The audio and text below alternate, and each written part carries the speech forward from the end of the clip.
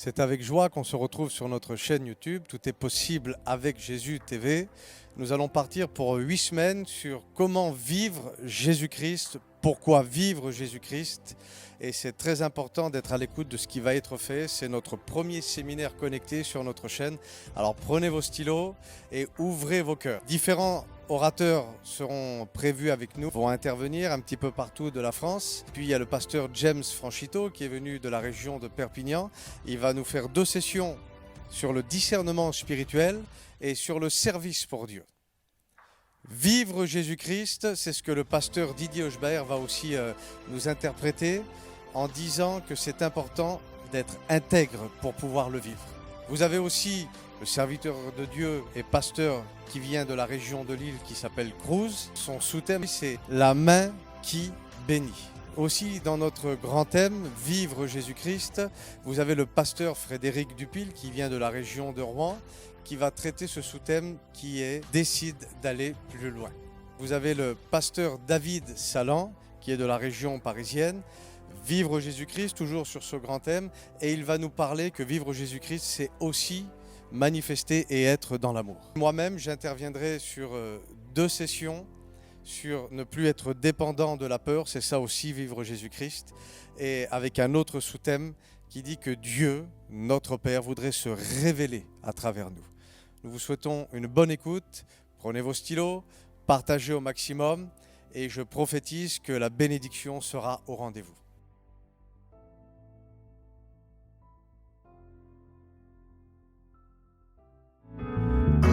Espérer voir la grandeur du Père si nos regards sont tournés vers la terre. Comment espérer être approuvés de l'Éternel si nous nous comportons comme des hommes charnels? Levons nos yeux, admirons l'œuvre de Dieu. La route sera longue, le chemin périlleux, mais la bénédiction est un bien si précieux. Crois et tu verras, Jésus te bénira.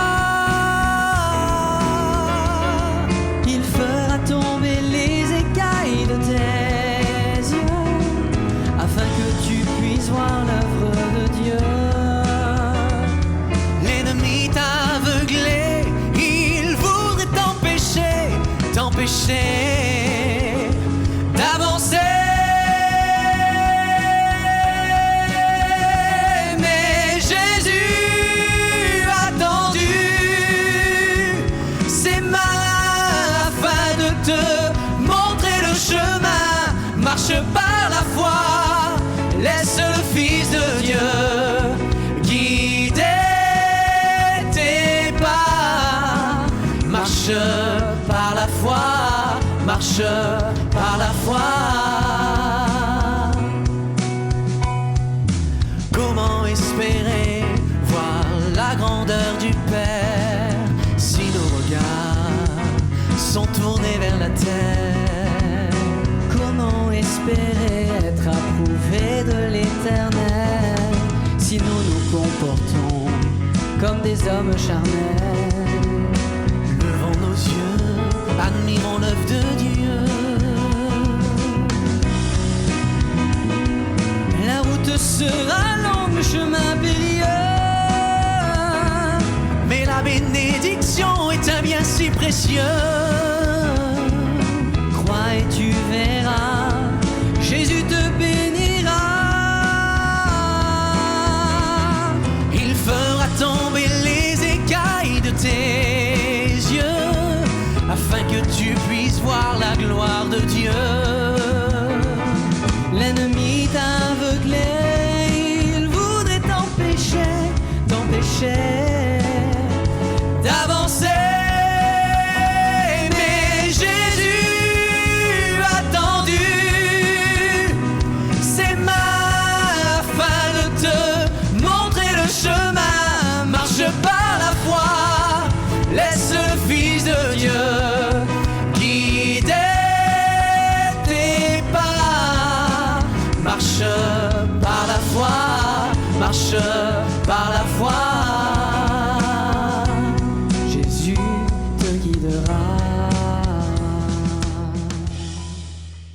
Gloire à Dieu. On remercie le Seigneur encore pour les instants que nous pouvons vivre. Car vous savez, tous les instants que nous vivons, en vertu qui sont inclus dans la grâce de Dieu, ne sont que des moments qui peuvent que nous bénir. La Bible dit que les ministères sont des ministères dons qui ont été donnés à l'Église pour l'édification du corps et pour le perfectionnement de ceux qui sont sauvés. Et aujourd'hui, nous sommes encore en face de ce que Dieu voudrait nous dire, en face de ce que Dieu voudrait nous faire comprendre.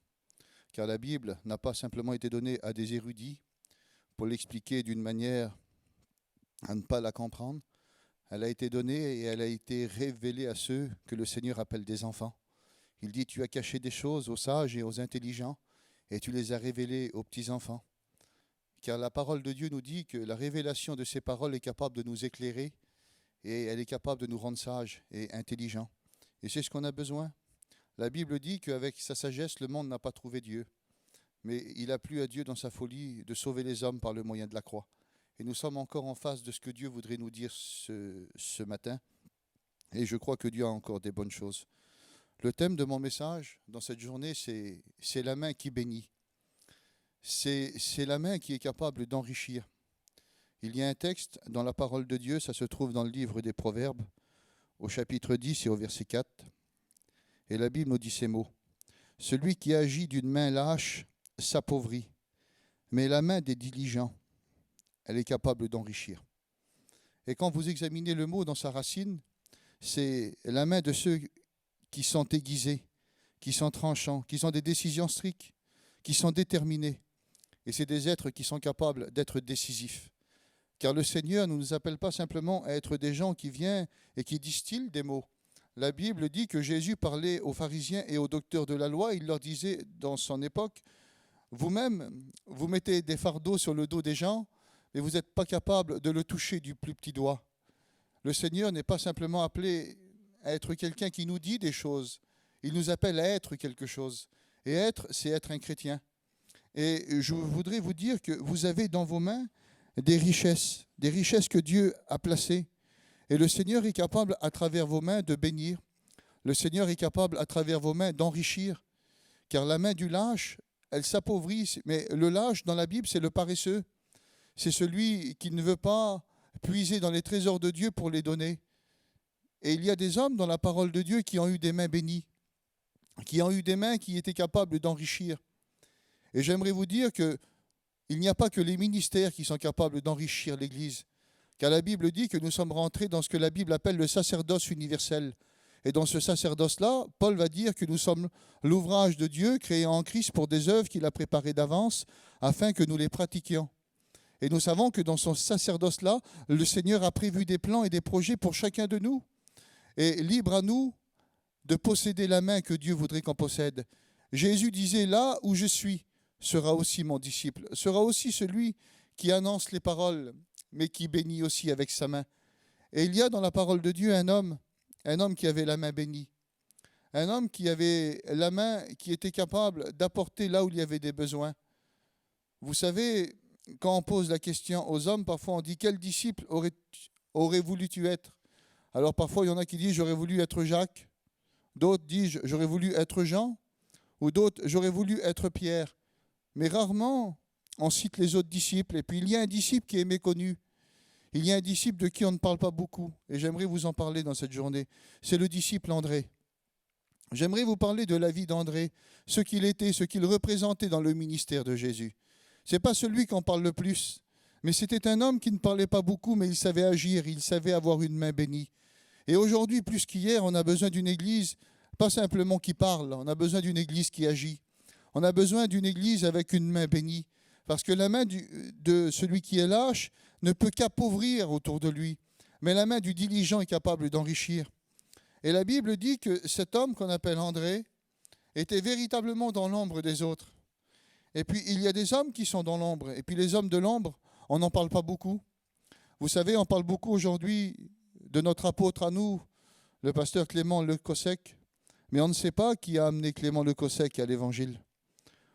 On connaît des grands hommes de Dieu tels que Charles Stoud, tels que Dwight Moody, tels que Charles Spurgeon ou John Bunyan. Ça a été des hommes qui ont réveillé le peuple par leur message. mais on ne sait pas qui leur a apporté l'évangile.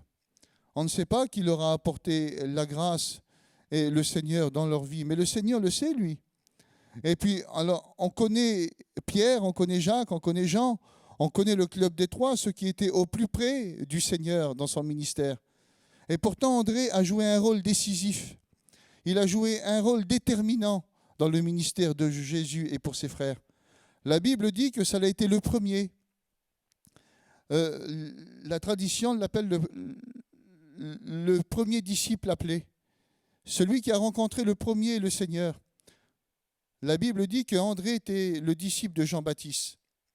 André était disciple de Jean-Baptiste et puis la Bible nous dit qu'il suivait Jean-Baptiste. Donc je ne peux pas m'affirmer, ce n'est pas écrit, mais il devait certainement être là comme Jésus a été baptisé.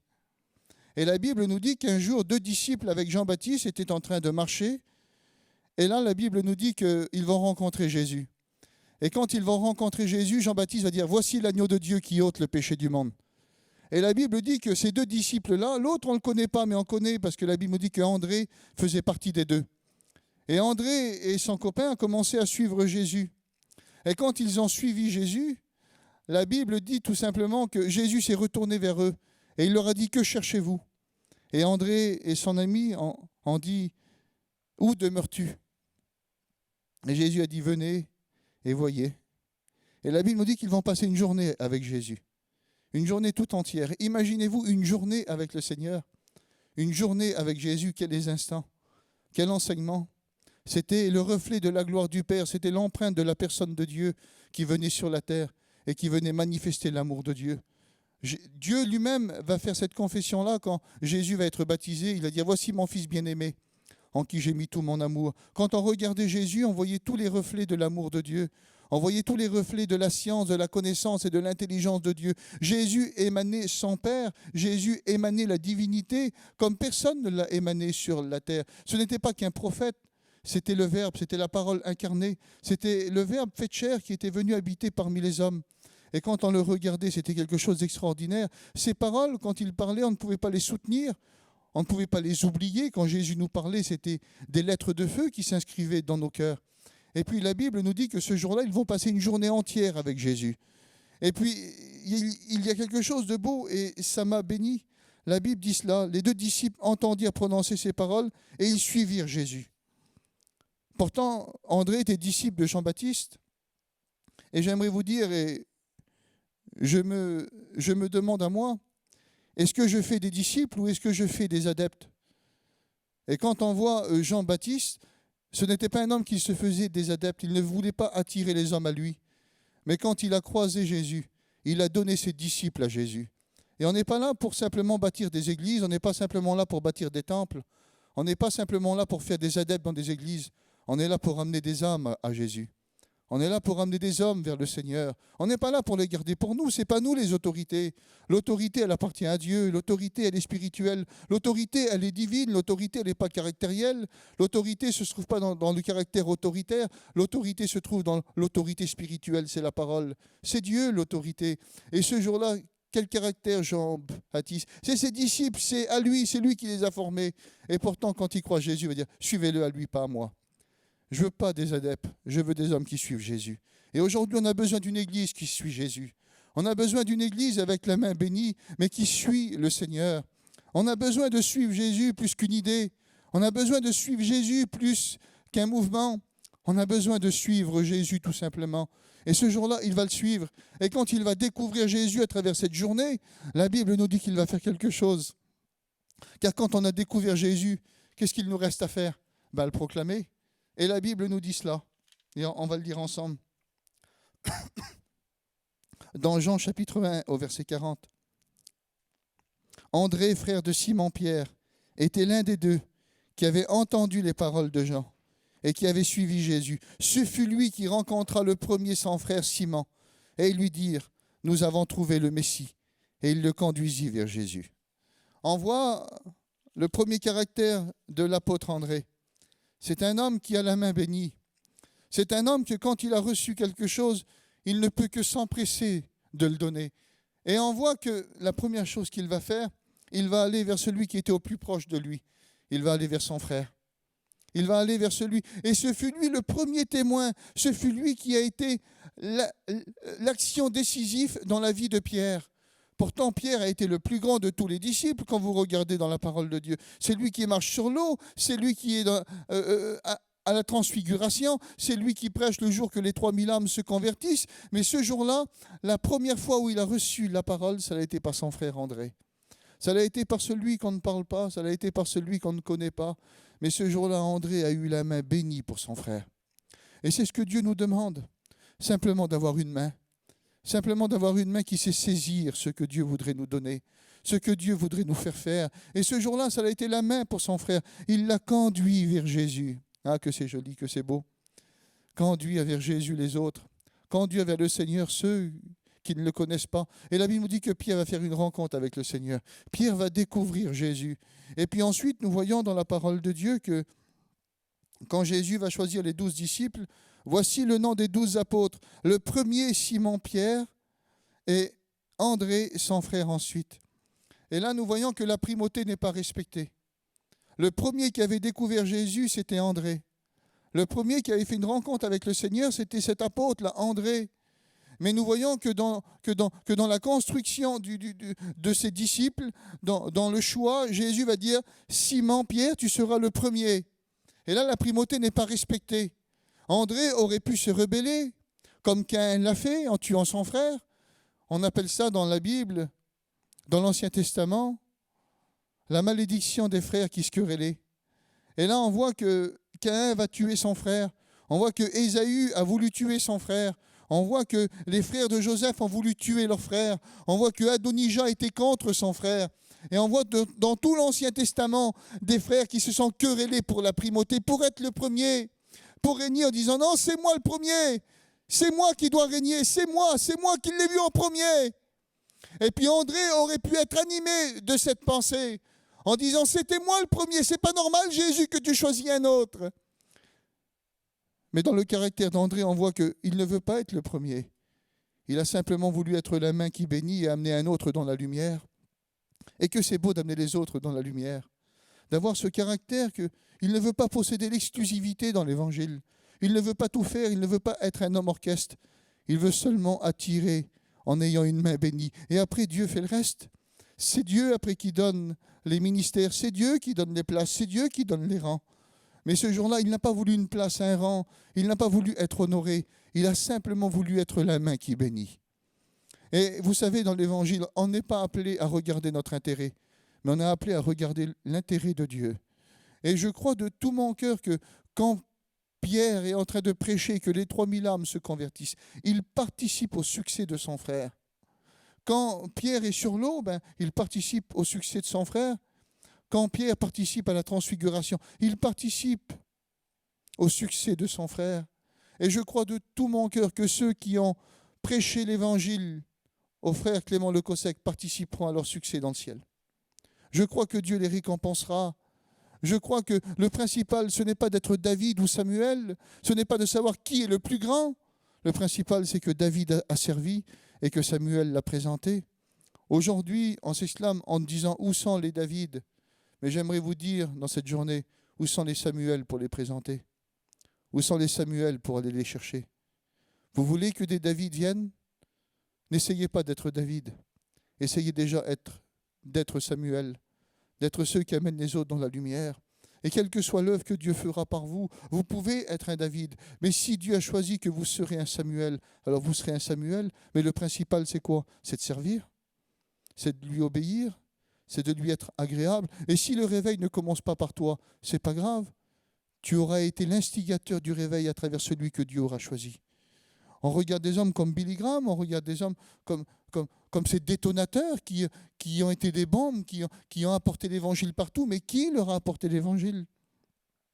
Ça a été des André, des personnes qui les ont conduits dans la lumière de Dieu. Et André, c'était un homme comme cela. On ne le regardait pas. Personne ne veut lui ressembler. Et pourtant, quelle main bénie. Je voudrais avoir la main d'André.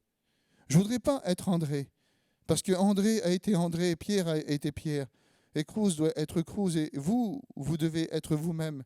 Vous devez rechercher votre vocation dans le Seigneur. Vous devez vous rechercher votre appel parce que chaque homme dans la parole de Dieu reçoit un appel. Et l'appel nous conduira à un message. Le message nous conduira à une vocation. Et la vocation nous conduira à un envoi. C'est l'ordre biblique. On ne peut pas dire « j'ai été appelé, oui, mais où est le message ?» Je ne sais pas. Quand Dieu appelle, il offre un message. Et Dieu, à travers le message, nous appelle à une vocation. Et la vocation nous poussera à être envoyés. Et ce jour-là, c'est cet homme André, là, il savait que sa vocation, c'était d'attirer par sa main. Il a attiré celui qui serait dans la lumière. Mais quelle main bénie. Et ensuite, nous voyons que dans les Écritures, ça va continuer. Il ne va pas s'arrêter là. On voit que la main d'André a apporté encore beaucoup de bonnes choses. Dans Jean chapitre 6 au verset 8, l'un de ses disciples, André, frère de Simon-Pierre, lui dit « Il y a ici un jeune garçon qui a 5 pains et 2 poissons. Mais qu'est-ce que cela pour tant de gens ?» On voit que Jésus est devant un problème. Et il y a Philippe qui vient vers le Seigneur et qui lui dit « Tu sais, Seigneur, il faut faire repartir tout le monde. Parce qu'il n'y a pas de nourriture et on n'a que 200 deniers. Et même si on achèterait pour 200 deniers, on n'aurait pas assez pour tout le monde. » Et puis Philippe, à ce moment-là, il est dans un état de logique. Et il y a des choses qui sont logiques.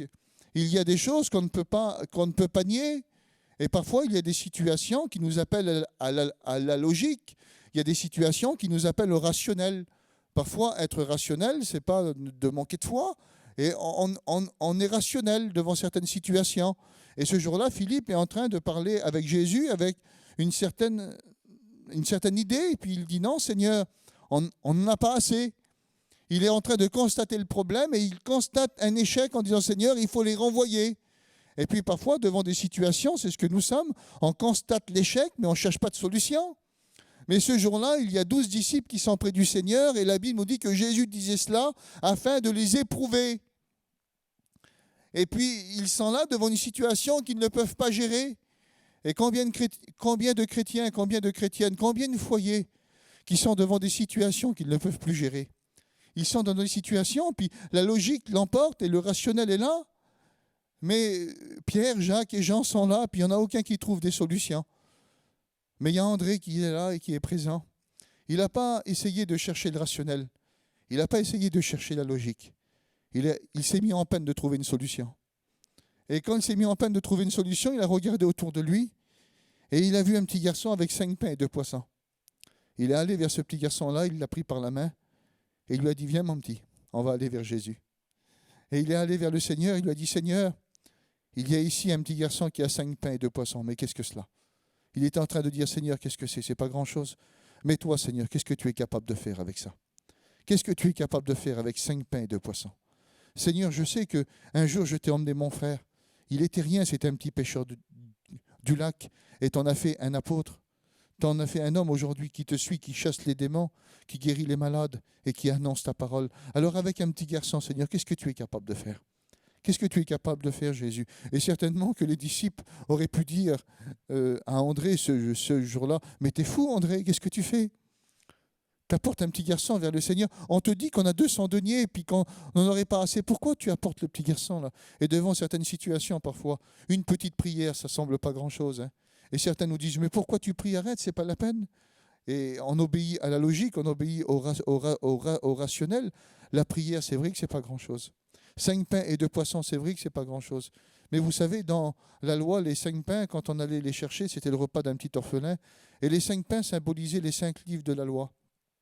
Ça symbolisait la parole de Dieu. Et les 2 poissons symbolisaient les 10 commandements, les 2 tables de la loi. Ce petit garçon la détenait dans sa main les 2 tables de la loi et l'ensemble de la parole. Et il vient devant le Seigneur. Et puis André va lui dire, « Seigneur, qu'est-ce que tu es capable de faire avec ça ? Qu'est-ce que tu es capable de faire avec ce petit garçon ?» Et Jésus va prendre ce qu'il avait, il a rendu grâce, il a fait asseoir tout le monde et il les a nourris. Il les a nourris parce qu'un homme a arrêté de regarder à la logique, il a arrêté de regarder à l'esprit rationnel et il a voulu marcher par la foi. Il a voulu prendre quelque chose qui n'avait pas d'importance. Il a voulu prendre quelque chose qui semblait insignifiant. Et il l'a regardé comme une solution, comme quelque chose que Jésus pouvait prendre dans ses mains. Et Jésus était capable de faire quelque chose. Il le croyait de tout son cœur. Il va dire, Seigneur, qu'est-ce que cela ? C'est pas grand-chose. Mais toi, Seigneur, avec le pas grand-chose, qu'est-ce que tu fais ? Est-ce que tu es capable de démêler l'indémêlable? Est-ce que tu es capable de faire que le maudit devienne béni? Est-ce que tu es capable que le menteur parle dans la vérité? Est-ce que tu es capable de faire en sorte que l'alcoolique devienne sobre? Est-ce que tu es capable de faire en sorte que ceux qui sont dans les ténèbres puissent venir dans la lumière? Est-ce que tu es capable de faire, Seigneur, avec ce jeune garçon? Qu'est-ce que tu es capable de faire? Parfois, il y a trop de chrétiens aujourd'hui qui obéissent à la logique. Il y en a trop qui croient que la vie chrétienne doit être suivie avec un esprit rationnel. Mais ce jour-là, Jésus va repousser l'esprit rationnel, va repousser toute logique humaine en disant « Je suis capable de nourrir 5000 hommes avec 5 pains et 2 poissons. » Tu es peut-être dans ta maison, dans ton camping ou dans ton endroit et tu te dis « Seigneur, je n'ai pas grand-chose. » Mais Dieu voudrait te dire, si tu es André, si tu as la main bénie, et que tu es capable d'abattre ta logique, si tu es capable d'abattre ton esprit rationnel et de dire, Seigneur, je vais marcher par la foi. Seigneur, je vais dépasser ma logique et je vais emmener, Seigneur, ce que je n'ai pas. Seigneur, la chose que je n'ai pas, Seigneur, les forces que je n'ai pas. Seigneur, les montagnes qui sont devant moi, Seigneur, qui me regardent, et ces géants, Seigneur, qui sont là. Seigneur, moi, je n'ai pas la force de les abattre. Mais toi, Seigneur, qu'est-ce que tu es capable de faire? Et la Bible nous dit que ce jour-là, un grand miracle va opérer parce qu'un homme a accepté d'avoir une main bénie. Celui qui agit d'une main lâche s'appauvrit, mais la main des diligents, elle enrichit. Et ce jour-là, ça a été la main d'André qui a apporté de la nourriture pour 5000 hommes. J'aimerais te dire que André n'a pas été celui qui a converti 3000 âmes, mais ce jour-là, par sa main, il en a nourri 5000. Le Seigneur est capable, par une main qui bénit, de nourrir d'innombrables foules, d'innombrables personnes. Le Seigneur est capable de faire de ta main une main riche, une main aiguisée, une main décisive. Tu peux être décisif pour ceux qui t'entourent. Tu peux être décisif pour ceux qui sont autour de toi. Si tu acceptes de sortir de la paresse, si tu acceptes de sortir de cette main qui n'apporte rien, et si à partir d'aujourd'hui, tu décides d'avoir la main qui bénit. C'est ce que le Seigneur voudrait, qu'on ait la main qui bénit. J'aimerais terminer avec le troisième trait du caractère d'André, dans Jean 12 au verset 20. Quelques Grecs, du nombre de ceux qui étaient montés pour adorer pendant la fête, s'adressèrent à Philippe de Bethsaïda, en Galilée, et lui dirent avec instance, « Seigneur, nous voudrions voir Jésus. » Et Philippe alla le dire à André, puis André et Philippe le dirent à Jésus. On voit que Philippe traverse encore un problème. Il est devant des Grecs qui veulent voir le Seigneur.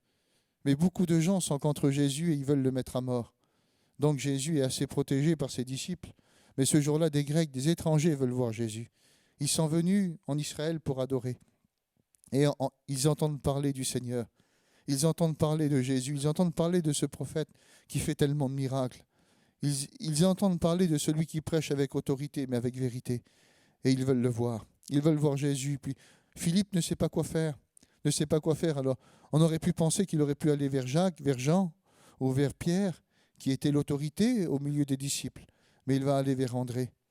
Car ce jour-là, Philippe sait que quand il faut emmener quelqu'un, il faut appeler la main bénie. Et la main bénie, c'est la main d'André.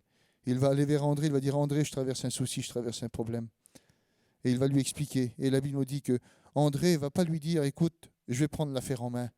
Je vais prendre l'affaire en main. Tu me connais, ça me connaît. » Non, il va prendre son frère avec lui. Là, il nous dit que André et Philippe allèrent le dire à Jésus. Et ça, c'est l'esprit du service. Un frère reste un frère. Un frère n'est pas un patron. Un frère n'est pas une autorité qui vient et qui veut tout dominer. Un frère, c'est un frère. Un frère, il partage.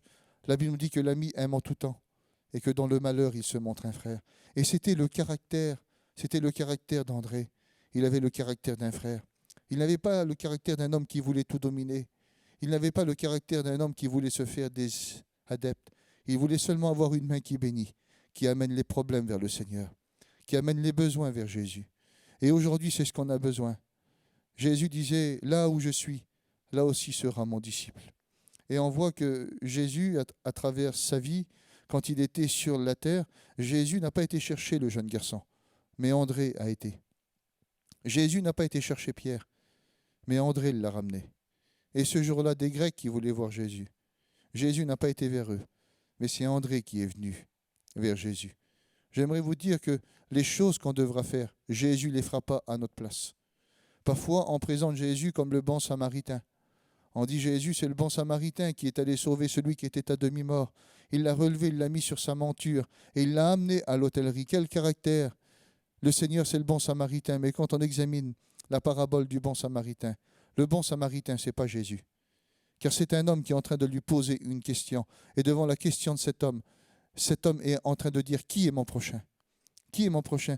À qui je dois exercer de l'amour? Et Jésus lui présente la parabole du bon samaritain en disant qu'un homme était à demi-mort parce que des gens l'avaient frappé, l'avaient roué de coups, il était en train de mourir. Et un sacrificateur était passé, un lévite était passé, et personne ne s'était arrêté. Mais la Bible nous dit qu'un samaritain est passé. Il s'est arrêté parce qu'il était ému de compassion. J'aimerais vous dire, on ne pourra jamais avoir la main bénie si on n'est pas animé des compassions de Dieu. On ne pourra jamais être animé de la main qui bénit si on n'est pas animé par les entrailles de Jésus. Paul va dire à l'une de ses églises, « Je vous ai chéri, je vous ai aimé avec les entrailles de Jésus. » Et on aura cette main si on a cet amour, parce que la main est dirigée par le cœur. Et on sera capable d'aller là où il y a des besoins. C'est parce qu'on est animé par le Seigneur, parce qu'on est animé par les sentiments du ciel. Et ce jour-là, André était animé par les sentiments du ciel. Alors il est parti chercher son frère. Il était animé par les sentiments du ciel. Alors il est parti chercher ce petit garçon. Il était animé par les sentiments du ciel. Alors il est allé vers les Grecs. On a besoin de ces gens-là. Aujourd'hui, on n'a peut-être pas besoin de beaucoup de Pierre, de Jacques ou de Jean. Parce que vous savez, pour avoir une main bénie, on n'a même pas besoin d'un ministère. Pour avoir une main bénie, il ne faut même pas avoir une autorité dans une église ou être un responsable dans une assemblée. Il faut simplement avoir un cœur pour Dieu. Et le cœur pour Dieu, c'est celui qui a la main qui bénit. C'est celui qui ne regarde pas aux places. C'est celui qui ne regarde pas à être dans la lumière. C'est celui qui recherche l'intérêt de Dieu. Simplement l'intérêt de Dieu. Et André avait ce caractère. Alors avant d'être Pierre, avant d'être Jean, avant d'être Jacques, il faudrait commencer à retrouver les André dans l'Église. Ceux qui décident d'avoir la main avant la place. Vous savez, on ne pourra jamais avoir l'autorité de Moïse si on refuse les clochettes et les grenades qu'il y avait sur la robe d'Aaron. Avant l'autorité, il faut vouloir le service. Parce que l'autorité sera une autorité de Dieu et une autorité bénie si elle est poussée par l'autorité du service. Car on ne pourra jamais servir le Seigneur avec un cœur de dictateur. On sert le Seigneur parce qu'on a un cœur pour Dieu. Et le cœur pour Dieu, c'est celui qui a la main qui bénit. Alors oui, celui qui agit d'une main lâche s'appauvrit. Et s'il y a des choses qui sont autour de toi qui te semblent être pauvres, c'est parce que la main d'André a disparu. Mais Dieu voudrait te dire dans cette journée, mais la main des diligents, ceux qui sont décisifs, elle est capable d'enrichir. Et Dieu voudrait faire de toi une personne décisive. Dieu voudrait t'amener à la compréhension que dans tes mains, tu as des richesses. Ce jour-là, André a été une richesse pour son frère. Et son frère est devenu l'une des plus grandes lumières de son temps. André a été une lumière pour ce petit garçon. Et il a nourri 5000 hommes. André a été une lumière pour ces Grecs qui voulaient voir Jésus. Et Dieu nous appelle à être des lumières. Dieu nous appelle à être des mains qui bénissent, à être des mains qui serrent. J'aimerais prier le Seigneur avec vous. J'avais d'autres choses à dire, mais je pense que vous avez bien compris le message. Soyons des mains qui bénissent. Les places, les ministères, c'est une chose, c'est Dieu qui les donne. Mais la main qui bénit, c'est le caractère du disciple. La main qui bénit, c'est celui qui décide de servir envers et contre tout. C'est celui qui ne regarde pas à son intérêt, mais à l'intérêt des autres. Car l'esprit du service est celui-là. Le service ne te servira jamais, mais le service servira Dieu et servira les autres. Seigneur, merci. Merci, Seigneur, pour cet exemple de la Bible. Seigneur, mon cœur est touché devant la vie de cet homme. Mais Seigneur, je ne voudrais pas simplement être touché. Je voudrais être transpercé, Seigneur, par l'image de son service. Seigneur, je voudrais posséder cette main. Cette main, Seigneur, qui ne regarde pas, Seigneur Jésus, aux places, Seigneur, que la main pourrait lui apporter. Mais Seigneur, que l'intérêt, Seigneur, du serviteur, Seigneur, soit l'intérêt des autres. Seigneur, que je puisse, Seigneur, trouver des pierres. Seigneur, que je puisse trouver, Seigneur, des petits garçons, Seigneur, qui seront, Seigneur, des sujets de gloire et de bénédiction pour ton œuvre. Seigneur, je voudrais servir. Pas trouver une place, Seigneur. Je veux servir. Je veux servir, Seigneur. Je veux que ma main soit bénie. Je veux pas que ma main soit pauvre. Je veux que ma main soit bénie. Seigneur, parce que je sais que si ma main est bénie, tout ce que je toucherai, Seigneur, sera béni. Mais Seigneur, il faut que mon cœur soit touché. Parce que si mon cœur n'est pas touché, Seigneur, ce que je toucherai ne sera jamais béni. Seigneur, bénis-moi. Bénis, Seigneur, ceux qui t'écoutent en ce moment, ceux qui écoutent le message. Seigneur, s'il y a des appauvrissements dans les mains, tu es celui, Seigneur, qui sait enrichir les mains pauvres. Seigneur, fais de nous, Seigneur, des serviteurs avec les mains riches, avec les mains bénies. Seigneur, nous avons besoin de te servir, Seigneur, de te servir et de te servir. Merci pour tout, Jésus. Amen.